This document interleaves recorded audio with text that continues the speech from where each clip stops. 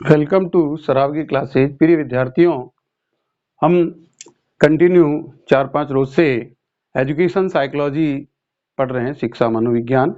सर्वप्रथम मनोविज्ञान की परिभाषाओं को जाना, उसके बाद मनोविज्ञान की क्या मतलब जो है सोच है, उसके क्रियान्वयन में हमने लर्निंग को लिया कि अधिगम हमारे लिए बहुत महत्वपूर्ण टॉपिक है।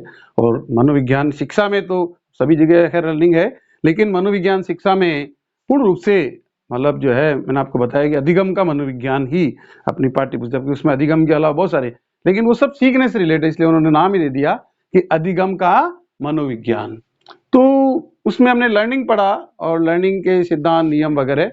इसके बाद हमने मोटिवेशन पढ़ा, क्योंकि अधिगम का प्रेरणा से बहुत गहरा संबंध है। इसके बाद हमने पढ़ा कि व्यक्तित्व, जब लर्निंग है, मोटिवेशन है, तो व्यक्तित्व ही टीचर एज ए मॉडल।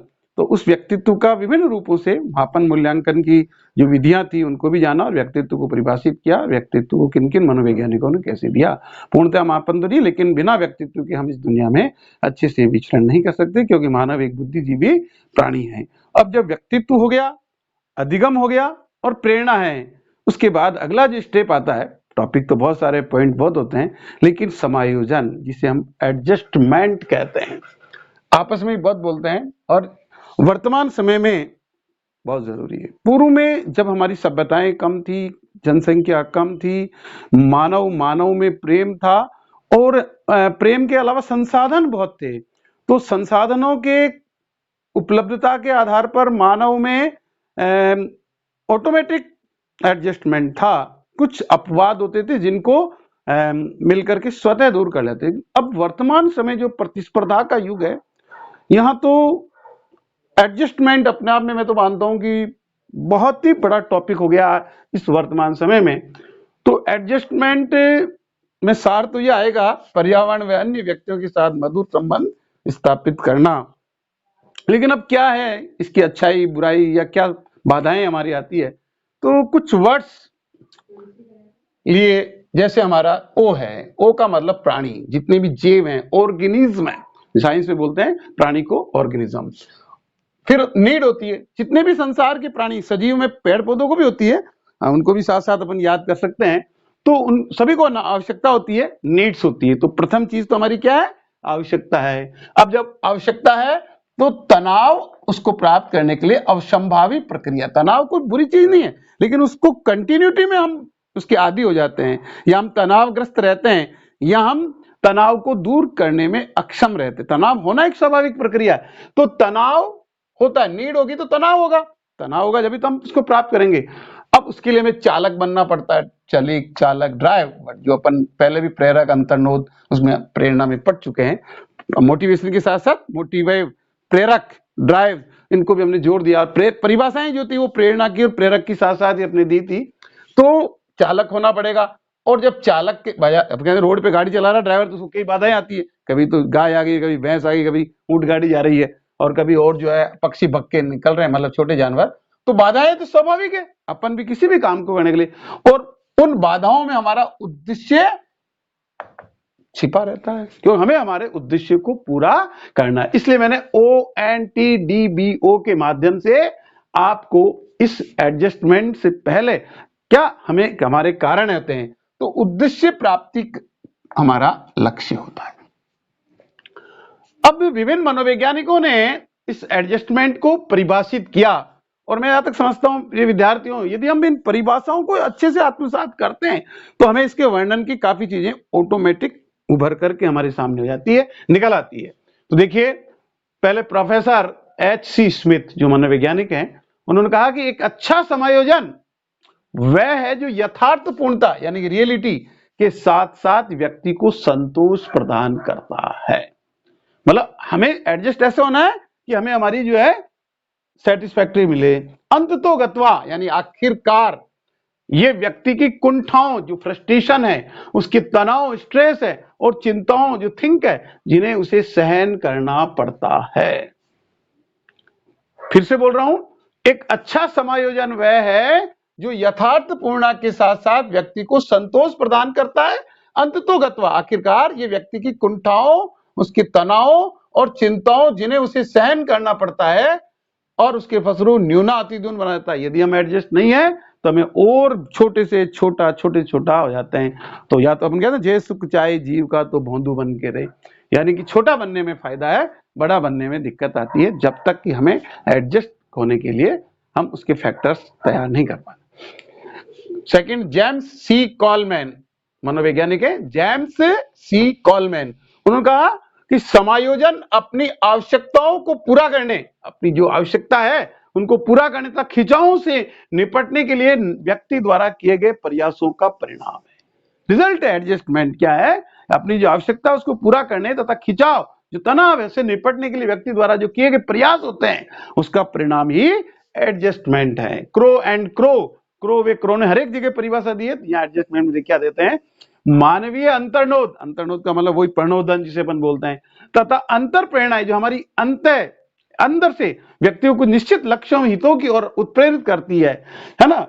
ऐसी दशा में फलीभूत वह व्यवहार जो व्यक्ति तथा समाज दोनों के लिए तुष्टिकारक होता है समझ निकलता है। जैसे अकबर की तुष्टिकारक नीति, सुलह कुल की नीति अपने आप महत्वपूर्ण और महान सम्राट बन करके सामने आया। आज इतिहास में उसको हम याद करते हैं, अशोक और अकबर को। नेक्स्ट है अल्फ्रेड एडलर। अल्फ्रेड एडलर जो मनोवैज्ञानिक थे, उन्होंने कहा समायोजित मनुष्य वह है, यानी मनुष्य के लिए कहा सामान्य, अपन कहते हैं मैं तो सामान्य आदमी बोलने तो यहाँ मैं जगह के अभाव में कुछ समराइज भी कर देता हूं। तो वैसे पूर्ण रूप से सामान्य एवं सुसमायोजित मनुष्य वह है जो समाज में रहता है। भाई हम सब सोसाइटी से बाहर नहीं है और समाज से बड़ा कोई दायरा भी नहीं होता है, सभी समाज का आदर करते हैं लेकिन अपना अपना समाज होता है। तो समाज में रहता तथा जिसकी जीवन शैली इस रूप में मतलब अभ्यस्त होना, उसके अनुकूल होना, आदि होना, अभ्युनुकूलित है कि समाज उसके कार्य में विशेष रूप में लाभान्वित होता है। अपने के द्वारा क्या मिल रहा है समाज को, मनोवैज्ञानिक दृष्टि से उसमें अपने समक्ष उपस्थित होने वाली समस्याओं तथा कठिनाइयों का सामना करने हेतु पर्याप्त ऊर्जा का साहस होता है। इसके विपरीत असमायोजित एक सामान्य व्यक्ति में इन दोनों ही गुणों का अभाव होता है। जो सामान्य व्यक्ति असमायोजित होता है तो इसका मतलब उन ऊपर जो मैंने बात बताई उन दोनों का अभाव होता है। वे जीवन के प्रतिदिन कृत्यों को, जो कार्यकलाप हैं, को पूरा करने में सामाजिक मनोवैज्ञानिक दोनों ही दृष्टियों से समायोजित नहीं होते हैं, है ना। तो ये परिभाषा बहुत लंबी है अपने आप में और बहुत ही इसमें गहराई छिपी हुई है। मैं पुनः इसको रिपीट करता हूं, अल्फ्रेड एडलर महोदय ने बताया कि समायोजित मनुष्य वह ऑटोमेटिक जो है, अपन कहते भाई एडजस्ट आदमी है, एडजस्टमेंट है। समायोजित मनुष्य वह है या सामान्य सुसमायोजित मनुष्य वह है जो समाज में रहता है। पहला काम तो हम समाज के बिना नहीं रह सकते, तथा जिसकी जीवन शैली इस रूप में अभ्यानुकूलित है, मतलब अपने भाई आदि हो गए, हम तो आदत पड़ गई, अनुकूलन कर रहे हैं, एडप्ट कर रहे हैं, अभ्यानुकूलित है कि समाज उसके कार्य में विशेष रूप में लाभान्वित होता है। मनोवैज्ञानिक दृष्टि से उसमें अपने समक्ष उपस्थित होने वाली समस्याओं तथा कठिनाइयों का सामना करने हेतु पर्याप्त ऊर्जा का साहस होता है। इतनी ऊर्जा उसमें होती है एडजस्टमेंट आदमी में जो समायोजित है। इसके विपरीत अब उल्टे बताए असमायोजित क्या होता है, इसके विपरीत असमायोजित एक सामान्य व्यक्ति में इन दोनों गुणों का जो ऊपर अपन ने बताया है वो दोनों गुण उसमें नहीं होते। समस्या करने का सामना करने तो पर्याप्त ऊर्जा, इन दोनों ही गुणों का अभाव होता है। वे जीवन के प्रतिदिन कृत्यों को पूरा करने में सामाजिक व मनोवैज्ञानिक दोनों ही दृष्टियों से समायोजित नहीं होता है। ठीक। पांचवा, गेट्स महोदय ने क्या बताया, गेट्स महोदय के अनुसार समायोजन जीवन में चलने वाली निरंतर प्रक्रिया है। यह भी लिख सकते हैं, समायोजन जीवन में निरंतर चलने वाली प्रक्रिया है। इसको अपन अच्छे से शुद्ध हिंदी को अच्छा बनाने के लिए समायोजन जीवन में निरंतर, यहां पे निरंतर वर्ड लिख दो, निरंतर चलने वाली प्रक्रिया है। अपन कहते हैं education is a life long, तो ये एडजस्टमेंट भी हमारा जीवन तक, अपन पहले एडजस्ट हो गए बाद में नहीं हो रहे तो भी वही बात है। मतलब जो समझ आती है, बालक बचपन में एडजस्ट होता है, वो प्रकृति पर होता है जन्म, लेकिन उसके बाद जो समझ आती है अपन को एडजस्ट होते हैं, तो हम और हमारे जो नौनियाल है, पीढ़ी है, वो भी बड़े आराम से रहती है। तो समझ जीवन चलने वाली प्रक्रिया है जिसके माध्यम से व्यक्ति अपने और वातावरण के बीच संतुलित रखता है, बैलेंस रहना चाहिए, संबंध रखने के लिए अपने व्यवहारों में परिवर्तन करता है।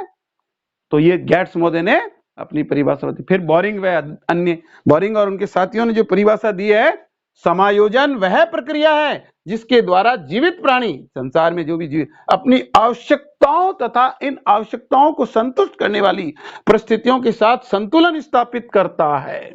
बोरिंग महोदय ने क्या कहा कि जीवित प्राणी, उसमें सभी आ गए, वो भी एडजस्ट होते हैं, दूसरे प्राणी भी, अपनी आवश्यकताओं तथा इनके आवश्यकताओं को संतुष्ट करने वाली जो परिस्थितियां हैं उसके साथ संतुलन स्थापित करता है, ये समझने। आइजनेक तथा अन्य, आइजनेक तथा उनके अन्य साथियों ने समायोजन एक ऐसी अवस्था है जिसमें एक और व्यक्ति की आवश्यकताएं तथा दूसरी ओर पर्यावरण संबंधी दावों की पूर्ण संतुष्टि होती है, अथवा यह वह प्रक्रिया है जिसमें इन दोनों के मध्य सामंजस्य स्थापित हो जाता है। तो इस प्रकार से इन 7 मनोवैज्ञानिकों ने इस समायोजन को, एडजस्टमेंट को बताया, और इन 7 या अन्य जो भी परिभाषा है उन सबका निष्कर्ष निकल करके हमारे सामने ये आता है कि पर्यावरण व अन्य व्यक्तियों के साथ मधुर संबंध स्थापित करता है। कौन? समायोजन। तो हमें समायोजन, और यदि ये नहीं है तो वो विपरीत कुसमायोजन करता है, उसको भी अपन डिस्कस करेंगे। पहले अपन इसी मतलब जो है समायोजन के ऊपर ही कुछ प्रकाश डालें। जो पहले आपको ऊपर OND बताया, फिर समायोजन के प्रकार। समायोजन को अलग अलग मनोवैज्ञानिकों ने अलग अलग प्रकारों से बांटा। किसी ने बताया कि जैविक समायोजन होता है, बायोलॉजिकल एडजस्टमेंट। दूसरों ने कहा कि सामाजिक पर्यावरण के साथ समायोजन, समाज और पर्यावरण। तीसरा, श्रम के साथ समायोजन, अपने आप से भी आपको एडजस्ट होना पड़ेगा। बहुत सी बार अपने को बौखलाहट होती, गुस्सा आता, क्रोध आता, तो इन सब पे काबू पा करके अपन कैसे मधुर रहें अपने आप में भी, वो अपने व्यक्तिगत जीवन के लिए भी अच्छा होता है। और किसी ने समायोजन को अलग प्रकार, रचनात्मक समायोजन, स्थानापन्न समायोजन और मानसिक मनोरचनाएं। तो मतलब जो है समायोजन को 2 रूपों से मैंने आपको बताया। एक तो पहला जैविक समायोजन, सामाजिक पर्यावरण के साथ समायोजन, और श्रम के साथ समायोजन। फिर बताया मैंने रचनात्मक समायोजन, स्थानापन्न समायोजन और मानसिक मनोरचनाएं। फिर समायोजन के सोपान, स्टेप्स ऑफ एडजस्टमेंट, समस्या का अंकन, निर्णय निर्माण और क्रियान्वयन। ये 3 प्रकार से जो सोपान है, उन सोपानों में अपने को ध्यान रखना भी। समस्या है तो उसका अंकन करो, निर्णय है तो उसका निर्णय अच्छा डिसीजन हो जाए और एक्टिवेशन हो, है ना। इसके बाद समायोजन की मात्रा, क्वांटिटी, कैसे मतलब आप समायोजन की मात्रा, तो उसको 4 भागों में बांटा। समायोजन प्रतिक्रियाएं, आंशिक समायोजन प्रतिक्रियाएं, असमायोजन प्रतिक्रियाएं और कुसमायोजन प्रतिक्रियाएं। उसके बाद अपन आता है समायोजन के प्रारूप, मॉडल्स ऑफ एडजस्टमेंट। पहला व्यवहारवादी प्रारूप, जिसमें SR theory, stimulus response theory है। उसके 5 स्टेप्स बताए गए अलग अलग कि अनुक्रिया, प्रतिबद्धता, पुनर्बलन, जो रीइंफोर्स होता है, शाबाश अपन पढ़ाते, सामान्यकरण, किसी चीज को अपन सामान्य, ऐसे एडजस्टमेंट भी सामान्यकरण कर दो, है ना, और विभेदीकरण और प्रारूपीकरण तथा आकृतिकरण। तो ये जड़मन बातें होती है जिनको अपन किसी न किसी रूप में देखते हैं, और उसमें अंडरस्टूड होता है कि अपन कोई चीज को समाज या अपन जो सुनते हैं, महापुरुषों का अनमोल वचन पढ़ते हैं, कहीं विद्यालय में जाते हैं तो वहां पे, लाइब्रेरी में जाते हैं तो कुछ कोटेशन लिखो, उनको जीवन में आत्मसात करिए। बहुत सी वाले को होता है कि चरित्र से ऊंचा कोई नहीं, पहाड़ से गिरा व्यक्ति बच सकता है लेकिन चरित्र से गिरा हुआ व्यक्ति नहीं बच सकता। तो ये एडजस्टमेंट की सबसे बड़ी उपलब्धि है कि आपने लिखा कि पहाड़ से गिरा और आप बच सकते, क्यों? कि हॉस्पिटल में आपका इलाज कर देंगे, और अपन चरित्र खो दिया तो बताएं कि health is lost, something is lost, wealth is lost, nothing is lost, character is lost, everything is lost. तो ये समाज के साथ समायोजन है। अब आप चरित्रवान हैं, शिवाजी को महान चरित्र के प्रणेता के रूप में याद करते हैं, ग्रेट वेरियर ऑफ इंडिया, कि शिवाजी एक छोटे कद से उठे हुए सूरवीर थे, लेकिन चरित्र के बल पर उन्होंने मराठा साम्राज्य की स्थापना की, और काफी लंबे समय तक मराठा महाराष्ट्र में जो संस्कृति थी उसका जो डेवलपमेंट है वो शिवाजी और शिवाजी के वंशज और बड़े और छोटे उत्तराधिकारियों के माध्यम से आज मराठा को फिल्मी दुनिया से पहले, और आज भी जो मराठ जो शैली है वो अपने आप में गई नहीं है, वो अलग चीज है, हर शहर प्रदूषित पॉल्यूषित हो गए, लेकिन उन चीजों में समायोजन जो बड़े बुजुर्गों के द्वारा बनाए गए थे वो अपने आप में एडजस्टमेंट था। इन चीजों में अपन किसी न किसी रूप में अपन उसको कर सकते हैं कि समायोजन को प्रभावित करने वाले जो कारक हैं वो भी मतलब जो है, जैसे आप मानसिक तनाव होता है, फ्रस्ट्रेशन, कुंठा, भगनासा, ये सब इससे रिलेटेड होते हैं। तो समायोजन में जितनी बातें करें उतना ही कम है। तो उसमें उन्होंने मतलब जो है इस चीज को बताने की कोशिश की कि वास्तव में हम कैसे समायोजन को आगे बढ़ाएं। उससे रिलेटेड मानसिक मनोरचनाएं हैं जिनको भी अपन किसी न किसी रूप से पढ़ेंगे तो वो मेंटल मैकेनिज्म कहलाता है। दमन का मतलब रिप्रेशन। दमन क्यों करो? दमनात्मक नीति आपकी, डांटना। टीचर कहते हैं आप तो दमनात्मक रूप से पढ़ा रहे हो। प्रतिगमन, समन, तात्मीकरण, पहचानो, आइडेंटिफिकेशन, युक्तिकरण, रैशनलाइजेशन, प्रक्षेपण, प्रोजेक्शन, क्षतिपूर्ति, क्षतिपूर्ति अवकाश जैसे कंपनसेशन, मार्गांतरीकरण, सब्लिमेशन, मार्ग को चेंज कर लेना, प्रतिक्रिया निर्माण, रिएक्शन फॉर रूपांतरीकरण है ना, कन्वर्जन है ना, दिवा स्वप्न, डे ड्रीमिंग, विस्थापना, डिस्प्लेसमेंट, इस प्रकार की जो रचनाएं होती है वो आपको बताए गए हैं। अब कभी कभी कुसमायोजन की बात आती है तो इसका सारा विपरीत है, लेकिन उससे रिलेटेड यदि तनाव, मैंने कहा तनाव होना कोई बुरी बात नहीं है, लेकिन उसको कंटिन्यू आदि होना या तनावग्रस्त रहना वो हमारे कुसमायोजन कारण, वो मेल एडजस्टमेंट पर्सन कहलाता है। तो तनाव होता है, दबाव, अपन ज्यादा दबाव में रहते हैं तो भी अपने लिए कुसमायोजन होता है। फिर उसके बाद दुश्चिंता, ये उलझन पिन, अपना उलझन में क्यों कर रहे हो मेरे को, उलझन पूर्ण स्थिति होती है, तो वो भी कुसमायोजन का एक कारण होता है। और उसमें भी अलग अलग विशेषक दुश्चिंता और परिस्थिति, कभी परिस्थिति बन जाती, बोले द्वंद्व, द्वंद्व जो होता है वो कुट लेबिन ने दो विरोधी प्रवृत्तियों के माध्यम से बताया, उपगमन तथा परिहार के रूप में। तो इस प्रकार से अवॉइडेंस और एवॉइडेंस के बारे में, तो समायोजन की जो प्रकृति है वो अपने आप में। अब विद्यालय जीवन में, विद्यालय में बालकों को खेल कूद के, इसलिए खेल से क्या होता है, कहते हैं ना मूड फ्रेश हो गया तो या तो वो गणित अच्छी पड़ेगा, टाइम टेबल जब बनाते हैं अपन कि अपन शिक्षा के परिप्रेक्ष्य में ज्यादा, ये तो कॉमन था कि अपन हर एक जगह लागू हो रहा था, लेकिन अब शिक्षक हैं और शिक्षक में एडजस्टमेंट कैसे चले, तो विद्यालय में बालकों के साथ अपना सौहार्दपूर्ण वातावरण, विद्यालय को बालक के मन में डर नहीं हो, डर वो कौन सा कि वो आपके आज्ञा का पालन करे, बे बिना प्रीति नहीं, बे ऐसा कि वो पढ़ना लिखना क्लास वर्क होमवर्क ये करे, अच्छा ये बे हो, लेकिन उसमें ये बे व्याप्त हो जाए कि सर बिल्कुल पीटेंगे तो बालक पलायन करेगा, विद्यालय से भागेगा, ये हमारी कमजोरी। इसलिए तो मनोविज्ञान को और सुप्रीम कोर्ट ने नियमों को जोड़ा कि टीचर्स को मारने का मतलब आपका उसमें प्रभाव बना रहे, उसका स्वतः प्रेरणा उसको मिले, लेकिन वास्तव में अपन उस उपागमों को, अप्रोचेज को डेवलप रखें कि विद्यालय के अंदर, विद्यालय एक मंदिर है। आज अपन घर को मंदिर बना रहे हैं कि जब पहले मानव कामकाजी ज्यादा था, ज्यादा समय नहीं मिलता, तो घर को क्या है कि वो एक पड़ाव मानते थे। आप थोड़ा सा दिमाग लगाइए कि हमारा भारत एक कृषि प्रधान देश है और हम भारत की जनसंख्या मूलतः कुछ वर्षों में शहरीकरण हुआ है, बाकी पहले शहर छोटे छोटे और बहुत ही सुकून जनसंख्या पूर्ण था, पर्यावरण की इतनी समस्या नहीं थी। तो अपन समायोजन से रिलेटेड बात कर रहे हैं कि वास्तव में गांवों के अंदर लोगों ने घरों को इतना महत्व नहीं दिया जितना मंदिर और विद्यालय को देते। प्रिय विद्यार्थियों, समायोजन में अपन थ्योरेटिकल बातें तो पढ़ लेते हैं, परिभाषाएं पढ़ ली, पॉइंट पढ़ लिए, कारक, ये किताबी बात है बुकों में, लेकिन वास्तव में समायोजन कैसे डेवलप हो। बालक तो एक कच्चा कोरा कागज है, गड़ा है, जिसको किस प्रकार से कहां तालाब से मिट्टी ला करके कुमार की चाक पे उसको बना करके, यानी कि माता पिता के द्वारा एक पुष्पित फलवित फ्रूट विद्यालय में जाता है, और वो फल कैसे और परिपक्व हो, उसका कैसे मतलब जो है गार्डनर, टीचर, माली बन करके, बागवान बन करके उसको तरह से। तो सर्वप्रथम तो मैं यहाँ 5 मिनट इसलिए लूंगा कि टॉपिक में कोई वो नहीं है कि बहुत बड़ी निबंधात्मक लिखना, लेकिन इसके जो फैक्टर्स हैं जो विद्यालय के अंदर, कि चाहे वो ग्रामीण विद्यालय हो, चाहे शहरी विद्यालय हो, चाहे कहीं का भी विद्यालय हो, मोस्टली विद्यालय जो है जगह में मैदानी भाग में होनी चाहिए। अब जो उनकी मजबूरी है कि वो चला रहे हैं तो उनको व्यवस्था उनकी साइड में होनी चाहिए, खैर वो प्रशासन का काम है। तो विद्यालय जो होते हैं मैदानी भाग में होते हैं। जहां तक हमने देखा हमारे भारत के 90% विद्यालय अभी प्राइवेटाइजेशन से पहले जो गवर्नमेंट विद्यालय वो 2 बीघा, 4 बीघा, 3 बीघा, 1 बीघा जमीन में पाए जाते हैं। तो विद्यालय के जो मुख्य द्वार होता है, उस मुख्य द्वार के पास ही यदि थोड़ा सा भी मैदानी भाग में और जमीन, तो नीलगिरी के पेड़ आपने देखा होगा, मोस्टली लगे हुए भी हैं। नीलगिरी से क्या होता है, जब भी सर्दी आ गया तो नीलगिरी ऑटोमेटिक उसमें जो फल फूल बीज आते हैं उनकी खुशबू अलग ही होती है कि आधे रोग वहीं से दूर हो जाते हैं और मन प्रसन्न रहता है। फिर आपने देखा कि दीवार के जो कभी कहीं एल शेप होता है और कहीं ई शेप होता है, विद्यालय यूं बन गया, जैसे यूं बना दिया उल्टा है।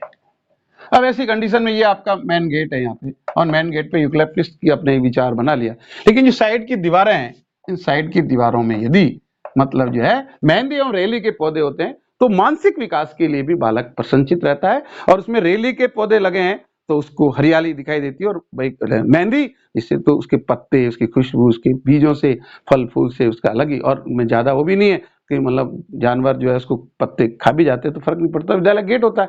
तो मेहंदी और रेली के पौधे, फिर बीचों बीच जहाँ प्रिंसिपल ऑफिस और ऑफिस होता है, यहाँ पे मतलब प्रशासन को देते हैं। वहां के चारों ओर या बीच में जैसे कोई गांधी जी की मूर्ति, नेहरू जी की मूर्ति या और कोई जो भी आप सरस्वती की विद्या का मंदिर है वहां मूर्ति भी लगा दी, और उसके बहाने शाला विकास फंड होता है और कोई भी होता है, या तो उससे मतलब जो है पास में मतलब हजारे के और फ्लावर जो हमारी फुलवारी होती है विभिन्न प्रकार की जो मन भावक फूल होते हैं उनसे ऊर्जावान। देखिए इसकी लॉजिक भी होता है मनोवैज्ञानिक दृष्टिकोण से कि इन फूलों से ऊर्जा जैसा महसूस होता है और ऊर्जा भी स्वतः प्राप्त होती है विद्यालय के वातावरण में। तो आप यहाँ फ्लावरिंग हो, और फिर जो अहाते होते हैं, अहाते के अंदर यदि ज्यादा जगह है तो कहीं एक तरफ बरगद का पेड़ हो तो और अच्छा, उसके भी अच्छे बीच में जाकर के उन्होंने दोपहर में टिफिन लंच खोल दिया, या पीपल जो उनमें से अवेलेबल हो सकता है, इतना भी नहीं जगह का अभाव है या आसपास बिल्डिंग बनी हुई या जड़ें ज्यादा फैल जाती तो अपन ने अशोक के पेड़ लगा दिया। अशोक क्या सीधा जाता है और उसकी जड़ें इतने प्रभावित नहीं करती है, केवल मतलब जो है एक दो क्यारी के अंदर अशोक जो है फैलता है नीचे, वो भी जमीनी भाग में होता है, तो बाकी लोग तो गमले में लगा देते बड़े गमले में। तो अशोक से भी मतलब दिमाग ठंडा रहता है, और कहते हैं कि जहाँ अशोक है वहां किसी प्रकार का शोक नहीं होता है। वास्तु के दृष्टिकोण से विद्यालय वातावरण शोकपूर्ण नहीं होता, अशोक रहता है। तो आम तो फिर वो है कि बहुत बड़ी जगह हो, 4 बीघा हो तो कहीं पे आम का पेड़ भी लगा दिया, लेकिन पीपल और अशोक तो मैं जहां तक समझता हूँ एक पीपल का पेड़ तो विद्यालय के आते में, जहां मतलब जहाँ भी मैदानी साइड भाग रहेगा और जहाँ बच्चे चबूतरा बन गया और उस पर खाना खा सकते हैं। तो ये मतलब बच्चों के अंदर अपन यहाँ बात करें समाज की, परिवार की, वो तो कॉमन बड़ों में, लेकिन बच्चे जो जिनको बोध ही विद्यालय के माध्यम से होता है, जो अबोध होकर ज्ञान के लिए प्रेस करते हैं और सेवार्थ के लिए प्रस्थान करते हैं, उन बच्चों के लिए हम कैसे मतलब एडजस्टमेंट बनाएं कि वो विद्यालय के प्रति उनका लगाव उत्पन्न होता है। क्योंकि विद्यालय में जब उनको अच्छा वातावरण मिलेगा, घर से, घर तो उनका है ही है, घर पे वो अपना गुस्सा भी प्रकट करेंगे और अपने भी कर सकते हैं, अपन भी उनको डांटते हैं, लेकिन विद्यालय बालकों का मंदिर, विद्या मंदिर बोलते हैं, सरस्वती का मंदिर बोलते हैं। तो इस प्रकार फिर समय पर उसका है ना पाठ्यक्रम में भी आपका एडजस्टमेंट, बहुत सी बार क्या होता है अपन सुबह सारे गणित भी लगा दें, अंग्रेजी भी लगा दें, तो भी क्लास में अब ये है कि प्रिंसिपल साहब की और जो परीक्षा प्रभारी है, टाइम टेबल मेकर, दोनों मिलकर जो बनाते हैं, वहां भी एक समस्या रहती है कि सारों को तो पहले मतलब हिंदी नहीं दे सकते, सभी को ही पहले फर्स्ट पीरियड में विज्ञान दे सकते। अब ये होता है कि भाई 6 to 10 है, अब सेक्शन नहीं है, मान लिया 5 है, 6, 7, 8, 9, 10, तो वहां पे मान लिया एक सेक्शन में हिंदी दे दी, तो हिंदी भी एक अच्छा सब्जेक्ट होता है। और मैं जहां तक समझता हूँ कि हिंदी जो है 6 क्लास के बच्चों को यदि अपन हिंदी पहले देते हैं तो बच्चों में क्या कविता, पठ्य पाठन की एक अच्छी एक थेरेपी भी होती है, उनका मस्तिष्क बड़ा होता जाता। और छठी क्लास मैं अब तो थोड़ा इंग्लिश मीडियम और थोड़ा वातावरण चेंज है, बाकी पहले छठी का दूध बोलते थे कि छठी क्लास पहली से 5वीं तक तो क्या बच्चा गणित, अंग्रेजी और नॉर्मल हिंदी अंग्रेजी व्याकरण पढ़ता था, और छठी क्लास में जाते संस्कृत नया सब्जेक्ट आया था, आज भी ये संस्कृत छठी में ही पढ़ते हैं। इसके अलावा अंग्रेजी, जब इंग्लिश मीडियम का भारत में इतना प्रचलन नहीं था, और आज भी ग्रामीण परिवेश में हिंदी मीडियम ही है, तो छठी में जाकर के वो ABCD और फिर सारे दिस दैट का प्रयोग करते थे, तो अंग्रेजी को पढ़ते थे। अब बाकी सामाजिक विज्ञान थोड़ा वो पहले भी पढ़ लेते थे। तो मैं जहां तक समझता हूँ कि जैसे 6, 7, 8, 9 और 10 जो 5 हमारी क्लास है, 6 ग्रेड में सपोज करो कि प्रिंसिपल साहब ने हिंदी दे दी प्रश्न में, 7th क्लास में उन्होंने, हिंदी वाला तो अलग अलग क्लास में जाएगा तो एक साथ तो सबको दे नहीं सकते।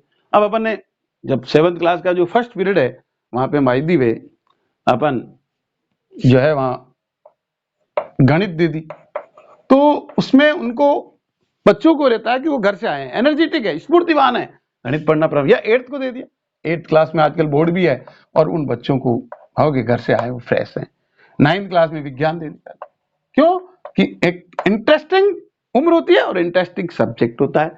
10th क्लास के अंदर सबसे पहले यदि संभव है इंग्लिश दे दिया, उसमें उनको परफेक्शन में करना, उनको वैकेबलरी याद करके आए तो सुना देंगे और याद करेंगे, एक अच्छा लर्निंग, और उसमें मैं 6, 7, 8, 9 से पढ़ रहे हैं, तो इस प्रकार से दे दिया। अब बहुत सी क्लास के अंदर इंटरवल के बाद आप यदि यहाँ छठी क्लास में इंटरवल के बाद गणित देते हैं तो बच्चे क्या है छोटे और वो बिल्कुल खाना खाए, दोपहर में गए, लंच मध्याह्न के पश्चात वो आ रहे हैं, तो गणित बिल्कुल वो एनर्जेटिक होकर पढ़ेंगे, क्योंकि बिल्कुल मतलब जो है भग के खेल का है, उनके दिमाग बिल्कुल फ्रेश है, और फ्रेश माइंड में वो गणित के सब्जेक्ट के साथ अच्छी तरह से समायोजित कर पाएंगे। तो यहाँ गणित दे दिया आपने, और फिर कहीं सामाजिक दे दी, कहीं आपने मतलब जो, और लास्ट जो पीरियड होता है हमारे शुरू से रहा है कि खेल कूद का, हेल्थ एजुकेशन का पीरियड होता है, गेम्स का पीरियड होता है, 3 दिन कहीं 2 दिन होता है, फिर कहीं ड्राइंग होता है, जब कहीं ड्राइंग है कहीं क्राफ्ट है। तो इस प्रकार से हम लास्ट के पीरियड, मतलब कहने का मतलब है कि टीचर भी थक जाते हैं शुरू में से लेकर के पीरियड पढ़ाते पढ़ाते, और उनको कोई डायरी या और कोई अन्य काम या कोई मीटिंग है, कभी कुछ होता है, तो एक नॉर्मल सब्जेक्ट में उनका कमांड रहता है और बच्चे भी सुबह से पढ़ करके निरस्त रहते हैं। और मोस्टली सारे यानी कि सामाजिक 7 पीरियड वो भी संभव नहीं होता है, कभी 3rd पीरियड में सामाजिक, कहीं 6th पीरियड में सामाजिक है, लेकिन सुबह लैंग्वेज है, गणित है, विज्ञान है, इस प्रकार के विषय को बच्चों की फ्रेश जब आते हैं और आफ्टर इंटरवल 5th और 6th पीरियड, उसके बाद 7th 8th जो पीरियड होता है, तो ये भी एक विद्यालय के वातावरण को संजीदा बनाने की प्रक्रिया। फिर बाल सभा, तो बाल सभा जो होती है, नैतिक मूल्यों का विकास होता है, उनमें संस्कार अच्छे डेवलप होते हैं, वो कुसमायोजन की ओर कम जाएंगे, उनमें अच्छे मॉरल वैल्यूज होगी कि आपने झांसी की रानी शिवाजी को भी नुक्कड़ नाटक, बोलना करना, कोई भाषण, कोई कविता, कोई मोनो एक्टिंग, बच्चे जो मोनो एक्टिंग करते हैं उनसे भी। तो एक ये शनिवार की जो बाल सभा है, गवर्नमेंट ने भी जोर दे रखा और शाला प्रधान भी अपने हिसाब 2 पीरियड 3 पीरियड की बाल सभा होगी, तो बच्चों में मतलब जो है उस एडजस्टमेंट की जो नेचर होती है स्वतः उनमें एक डेवलपमेंट होता है कि हमारा विद्यालय कैसा है, विद्यालय का वातावरण बहुत अच्छा होता है, तो वो अनुशासन में भी रहेगा, समायोजित भी रहेगा और एक सभ्य नागरिक के रूप में तब तैयार होगा और हमारा जो राष्ट्र है, हमारा जो विश्व पटल है, उस हमारे भारत देश में ऐसे खेप तैयार हो। तो वर्तमान समय में शिक्षा में बड़े सुधार की जरूरत होगी, शिक्षा हमारी बहुत ही अच्छी बने, जिसके माध्यम से हम ज्यादा से ज्यादा इस एडजस्टमेंट को साकार कर सकें, जो एडजस्टमेंट हमारे लिए एक चुनौती बन रहा है, क्योंकि एडजस्टमेंट में बड़ी दिक्कत आ रही है। तो इस प्रकार से मैं चाहूंगा कि आप लोग जो है इस एडजस्टमेंट के परिभाषाएं, एडजस्टमेंट के प्रकार और उसके जो कारक टॉपिक हैं वो तो आप पढ़ेंगे ही, और जो अपनी थ्योरेटिकल पर, लेकिन जो बातें अपन ने हटके उस शिक्षा प्रांगण विद्यालय के मंदिर के लिए की है, उसमें आप जब भी टीचर हुई हैं, क्योंकि जो बीएड एसटीसी है और जो भावी बनने वाले अध्यापक हैं, अध्यापिकाएं हैं, वो ये पढ़ करके आगे जाएंगे और उसमें अपने बच्चों को, विद्यालय के वातावरण को अच्छा रखें। और आपको ये इस प्रकार से जो मनोविज्ञान में मैं अपने ज्ञान को आपके प्रति बांट रहा हूँ निःशुल्क, इसी यूट्यूब चैनल के माध्यम से, सराव की क्लासेज के माध्यम से, तो आप इसको आप सब्सक्राइब करें और अपने सहपाठी से शेयर करें ज़्यादा से ज़्यादा,